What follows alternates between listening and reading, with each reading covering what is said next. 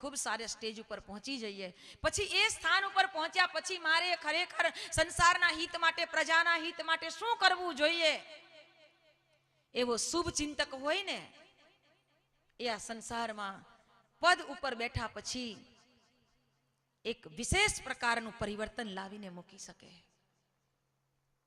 सत्ता उपर बैठेली व्यक्तिओ धारे तो ऊंचा विचार ने कारणे ऊंचा चिंतन ने कारणे प्रजाने सुख आपी सके, प्रजाने ऊपर उठावी सके, प्रजाने एक साची दिशा तरफ दोरी शकवानुं काम करी सके। अने ए ऊंची सत्ता उपर बैठेला व्यक्तिओ ज्यारे लोभी लालची दंभी लुच्चा होय त्यारे आखी प्रजा हैरान अने परेशान थई जाय। करोड़ों जीवोना हैरान परेशानी ने कारणे लगती हृदयनी आह खबर नहीं अने केवी रीते पछाड़शे। कोई एने मारवा तो न जई सके, परंतु अंतरमांथी निकळती आह एने बधा प्रकारनी सजा आपी सके। आज तमे जोई शको छो के सत्ता उपरथी आटલું બધું परिवर्तन આવ્યું। આજે માણસોને 2-2 કલાક લાઈનમાં ઊભું રહેવું પડે છે, છતાંય આજે લોકો હસતા હસતા લાઈનમાં ઊભા રહેવા તૈયાર છે કે અમે લાઈનમાં ઊભા રહીશું। चिंता नहीं पण आ बदलाव थयो ए सारामां सारो बदलाव छे एम हसता मोड़े बधाए बदलावनो स्वीकार करी लीधो। हसता मोड़े बधाए बदलावनो स्वीकार करी लीधो। इच्छे छे दरेक व्यक्ति कि परिवर्तन जरूरी छे, दरेक व्यक्ति इच्छे छे कि परिवर्तन जरूरी छे, परंतु परिवर्तन माटे मारे पण मारी फरज शुं होई शके ए माटेनी तैयारी आजे बधाए लोको बतावा लाग्या छे। बधाए बतावा लाग्या छे अने एना कारणे आपड़ा राजा ने एम थाय कि मारी प्रजा मारी साथे छे अने तेथी ए सारामां सारी रीते पोताना कार्यने सफल करी शकशे। कार्यक्षमताना केटले सुधी पहोंचाडी दीधी विचार तो करो। क्यांथी क्यां देश विदेशोनी साथे विदेशोमां जईने एने केवी केवी मैत्री करी अने केवुं एक परिवर्तन जबरदस्त संसारमां लाववानुं काम कर्युं। सत्ता उपर बैठेला वकीलात करवानुं काम जो गांधीए कर्युं होत तो कदाच ए मोटामां मोटा बंगला बनावीने रही शक्या होत, सारामां सारी गाडीमां फरी शक्या होत, पोताना परिवारने सारामां सारू बजारमांथी वस्तुओ लावीने खवरावी शक्या होत, एनाथी विशेष कांई न करी शक्या होत। पण जेने विचारी लीधुं कि मारी पासे आटली क्षमता छे तो मात्र मारा घर परिवार 5-10 व्यक्तिओ माटे शुं काम, हूँ मारा राष्ट्र माटे एनो उपयोग केम न करूं। अने गांधीए वकीलात करवानी शुरुआत करी दीधी पूरा राष्ट्र माटे, पूरा देश माटे।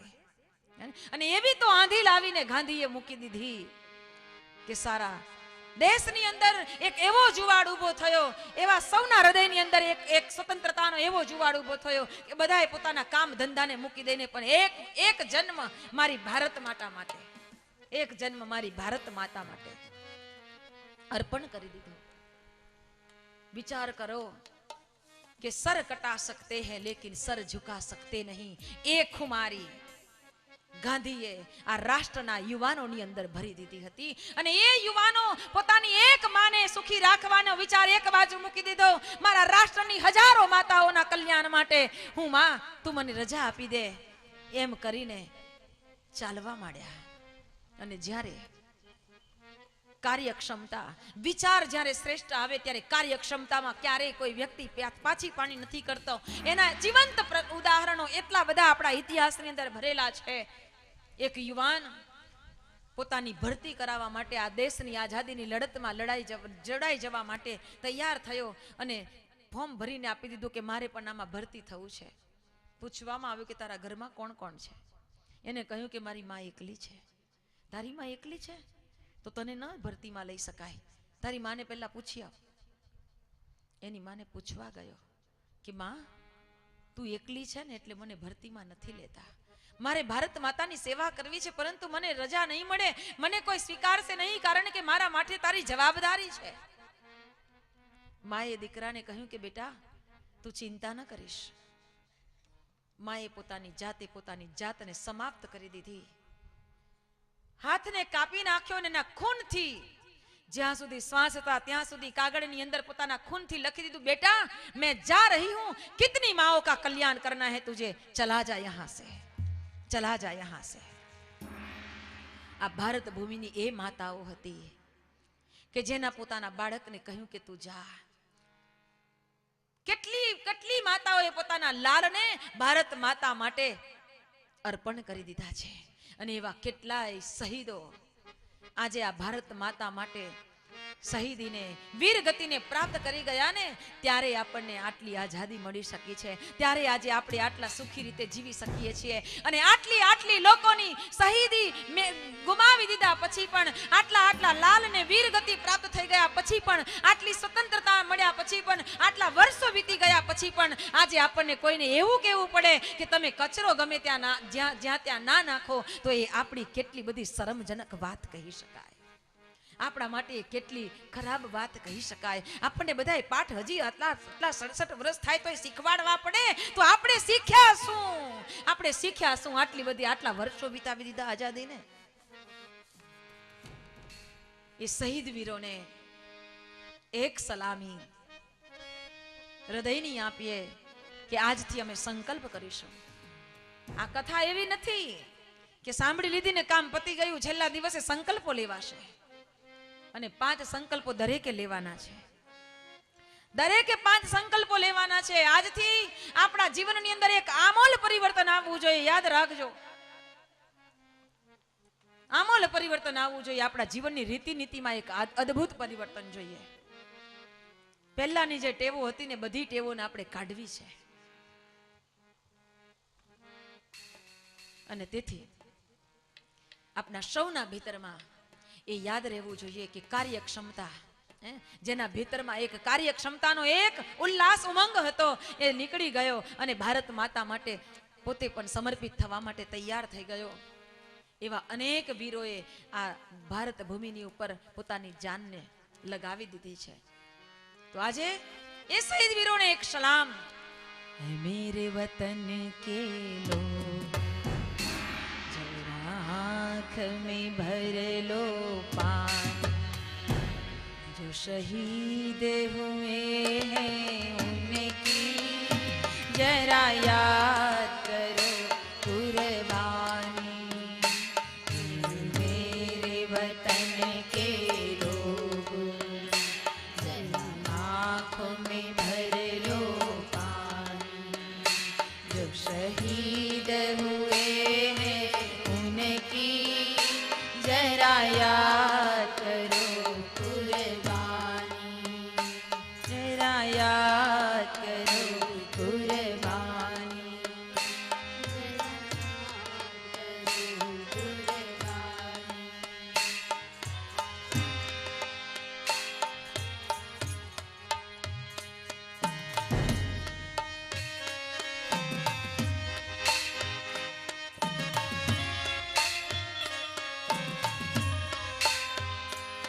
जब घायल हुआ हिमालय, खतरे में पड़ी आजादी, जब हम बैठे थे घरों में, जब हम बैठे थे घरों में, वो झेल रहे थे गोली, संग पर धर कर माता सो गए अमर बलिदान, जो शहीद हुए हैं उनकी जरा याद करो कुर्बानी.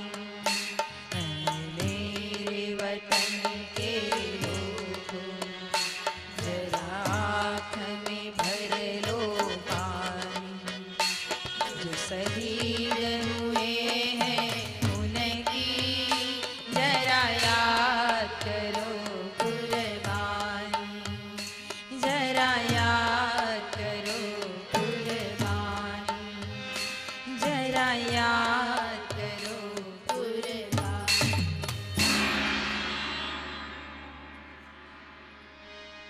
અને તેથી પરમ પૂજ્ય ગુરુદેવ કહે કે બેટા, આપના સૌના ભીતરની અંદર એ વિચાર અને કાર્યક્ષમતા છે, અને એ વિચાર અને એ કાર્યક્ષમતા દ્વારા સંસાર અને રાષ્ટ્રના કલ્યાણ માટે કોઈને કોઈ રીતે લાગી જાઓ, કોઈને કોઈ રીતે લાગી જાઓ.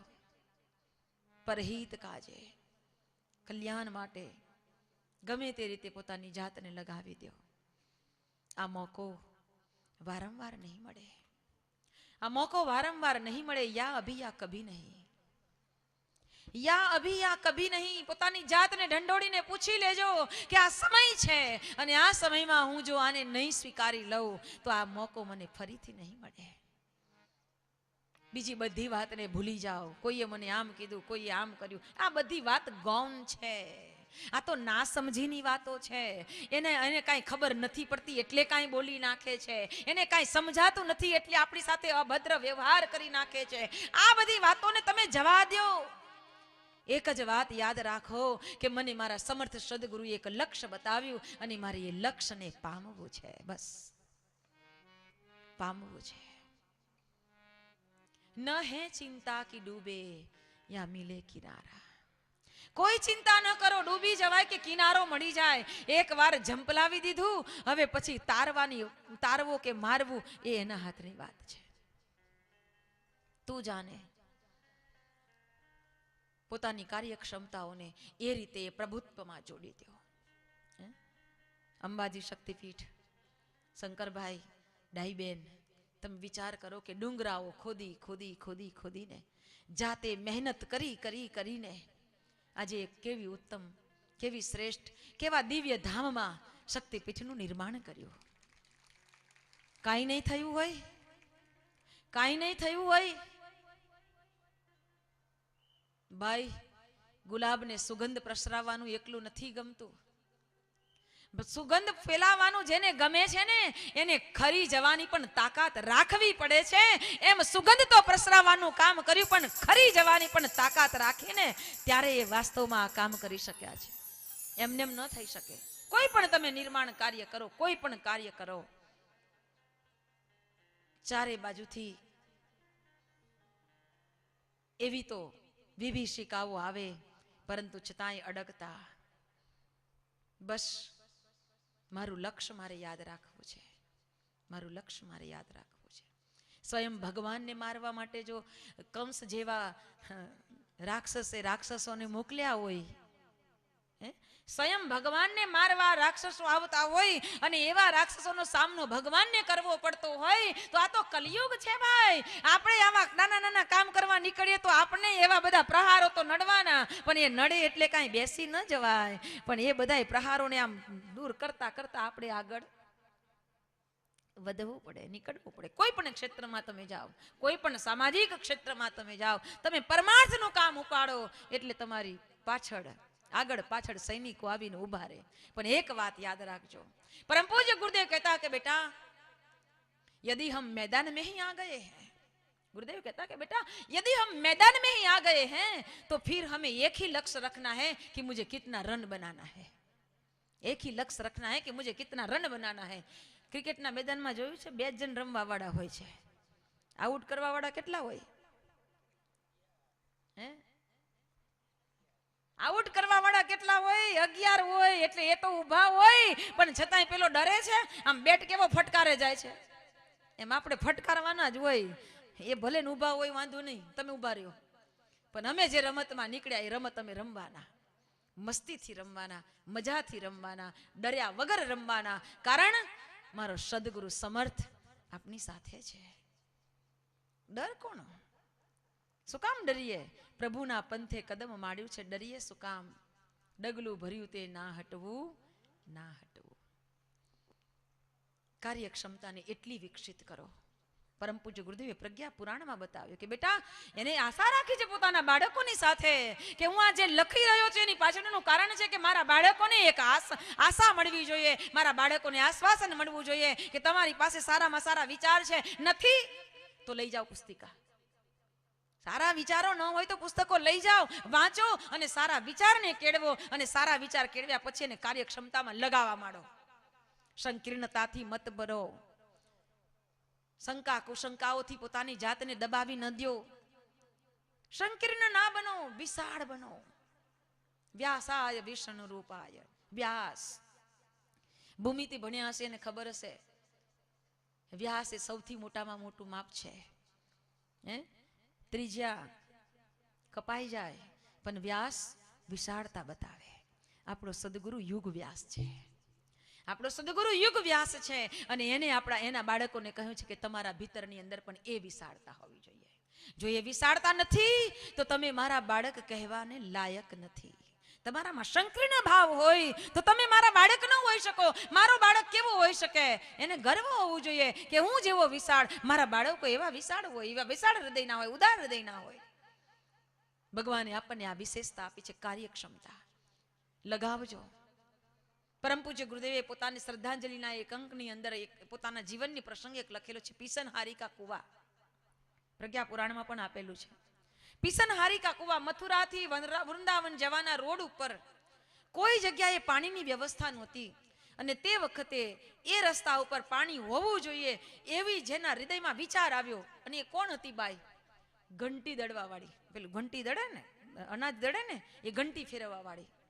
કે ગામના લોકો એને દળનું આપી આવે, એ બિચારી દળ્યા કરે, દળીને આપે, એના પૈસા આવે, એમાંથી એનું ઘર ચલાવે. પીસનહારી, આ ઘંટી ચલાવવા વાળી એક ગરીબ બાઈને આવો વિચાર આવ્યો કે આ આટલા મોટા રોડ ઉપર એક કૂવો નથી અને આવતા જતા લોકોને, ભક્તોને પાણી પીવાની જરૂર ઊભી થાય તો એ બિચારા ક્યાં લેવા જાય? આટલા રસ્તે કેટલું પાણી ઉંચકીને ચાલી શકે? એના માટે એક કૂવો હોવો જોઈએ. અને એ પીસનહારીએ નક્કી કર્યું કે અહીંયા મારે કૂવો કરવો જ છે. ગામના લોકોને જઈને એને કહ્યું કે મારે અહીંયા કૂવો બનાવવો છે, તમે મને મદદ કરશો? તો બધા હસવા લાગ્યા. હશે ને, નાના માણસો વાત કરે એટલે લોકો હસે કે હવે તારા કાંઈ ઠેકાણા તો છે નહીં અને મોટી કૂવો ખોદવા નીકળી પડી. ખબર પડે છે કે આમાં કેટલા રૂપિયા લાગે, કેટલું કામ કરવું પડે, કેટલા મજૂરો જાય, તને કાંઈ ભાન પડે છે? કૂવો ખોદવો છે, તું તો બોલી ગઈ, તારી પાસે છે કાંઈ? પીસનહારી બાઈએ કહ્યું કે વાંધો નહીં, હું તો કરવાની જ છું, પણ તમને એટલે કહું છું કે તમારે કોઈને જોડાવવું હોય તો જોડાઈ જજો, મને મદદ કરવી હોય તો કરજો. એવું ન થાય, મને અભિમાન ન થાય કે આ મેં કરી નાખ્યું, એટલે હું તમને બધાને સાથે લઈને ચાલવા માંગુ છું. લોકોએ તોય હાંસી ઉડાવી. પીસનહારી બાઈએ પોતાના જે પૈસા ભેગા થયા હતા એમાંથી એક બે મજૂર કર્યા અને પોતે જાતે પાવડો ને કોદાળો ઉપાડ્યો છે.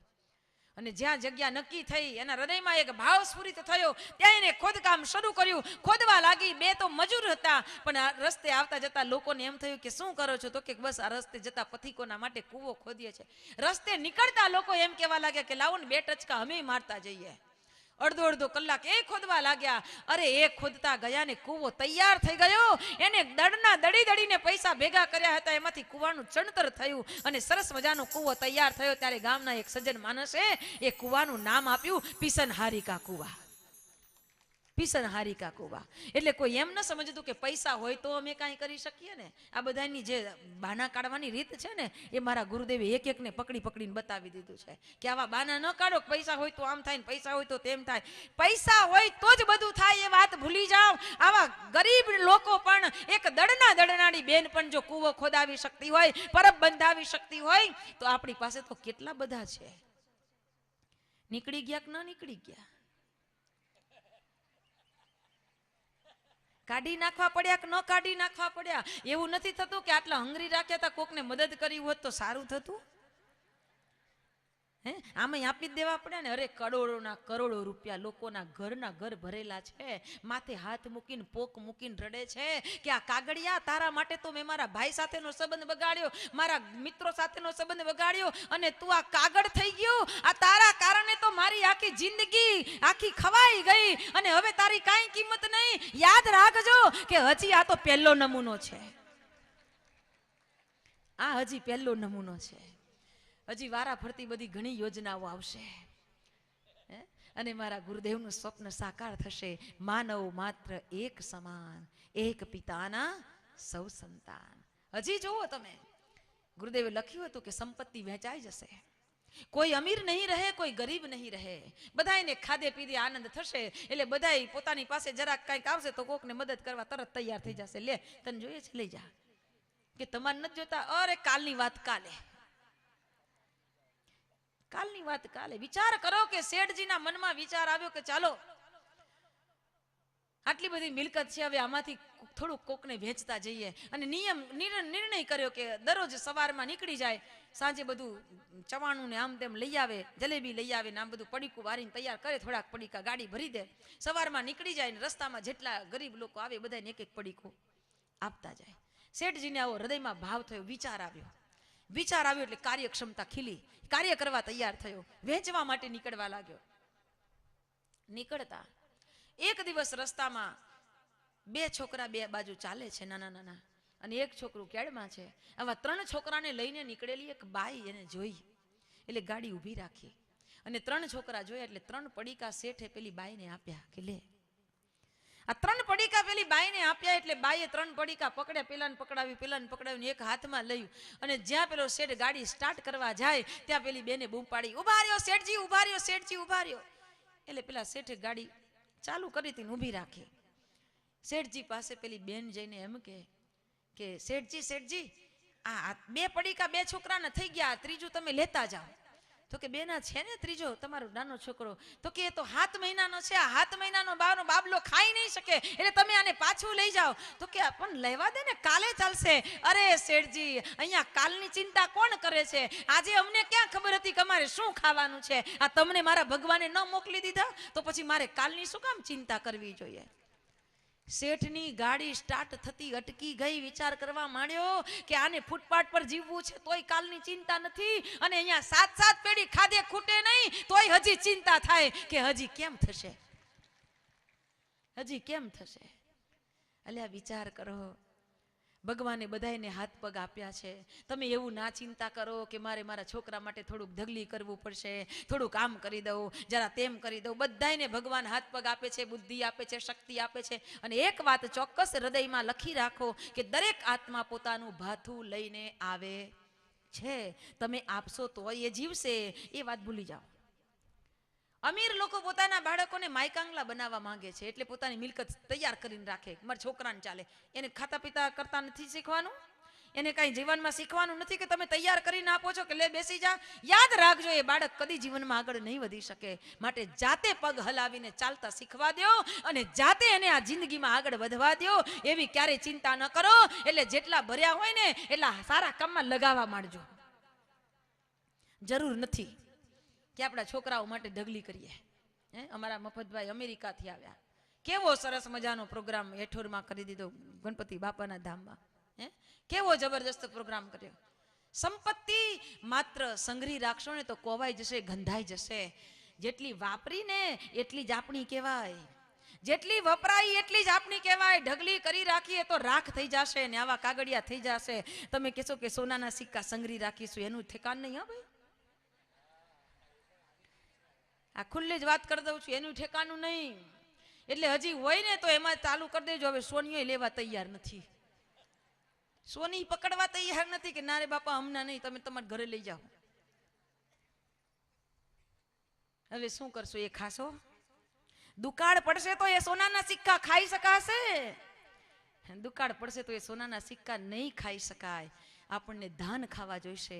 માટે પરમ પૂજ્ય ગુરુદેવે ગ્રામોત્થાનની યોજના બનાવી દીધી કે ગામડાઓને સદ્ધર કરો, ગામડાઓને સદ્ધર કરો. ગામડું બચશે તો દેશ બચશે, ગાડું બચશે તો દેશ બચશે, ગાય બચશે ને તો દેશ બચશે. ગાયો બચાવો. રાષ્ટ્ર બચાવવું હોય તો નાના નાના જે ગૃહ ઉદ્યોગો છે એને ફરીથી જીવંત કરો, ફરીથી જીવંત કરો.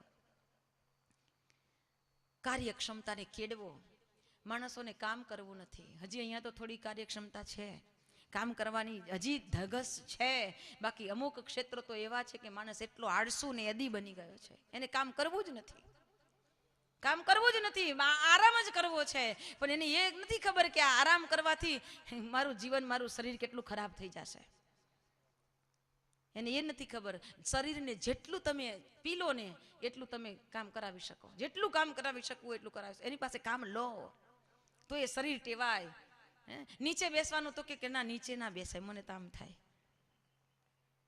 હા, ઘૂંટણનો પ્રોબ્લેમ હોય એના માટે બરાબર, પણ યુવાન હોય અને પછી એમ કે મારથી નીચે ન બેસાય, નીચે ન સુવાય, તો ધૂળ પડી તારા શરીરની અંદર. આટલી ઉંમરમાં તું એમ કે મારે નીચે ન સુવાય, તો શું કરશો તમે જીવનમાં આગળ? અને વાતો તો મોટી મોટી કરે, મારે તો આમ કરવાનું છે, મારે તો તેમ કરવાનું છે. પેલા તું આ બધાથી ટેવા. આશ્રમમાં એટલે ગુરુદેવ મોકલતા. આશ્રમમાં જાઓ એટલે ખબર પડે કે કેવી રીતે રહેવાતા શીખવાનું છે. અને પછી ત્યાં જે સ્થિતિમાં રાખે એ સ્થિતિમાં રહેવાની તૈયારી હોય તો જ આપણે જીવનમાં આગળ વધીએ, નહીં તો વધીએ નહીં. જે સ્થિતિમાં રહેવાનું આવે એ સ્થિતિમાં રહેવાની તૈયારી આપણી હોવી જોઈએ. પછી એમ ન કહેવાય કે તમને તો આટલી સરસ રૂમ મળી અને અમને તો આ મળી. બસ જ્યાં તમે સરખામણી કરશો ને ત્યાં પાછા પડ્યા સમજી લેજો, પગ લપસ્યો ગયા. જેટલો ગુરુદેવ આપણને પછાડે એટલો જ આપણને ઉપર ઉઠાવે, યાદ રાખજો. જેટલો આપણને પછાડે એટલો જ ઉપર ઉઠાડે. માટે જીવનમાં આવતા ગમે તેવા પરિસ્થિતિઓ, પરિણામો જે છે એને સહર્ષ સ્વીકારવા માટેની તૈયારી આપણી હોવી જોઈએ. જો આગળ વધવું હોય તો પછી તમારે આમ લોકોની જેમ જ જીવવું હોય, અલીબેન પલીબેન કરવું હોય, તાર કેટલા છોકરા ને કેટલા કઈ રહે ને શું કરે ને એને કેટલા પોયરા ને આવા બધામાં જીવન વિતાવવું હોય તો ચાલશે, તો ચાલશે. જીવન એ તો પ્રભુની કેટલી મોટી દેન છે અને એ કાર્યક્ષમતાનો વિકાસ કરો.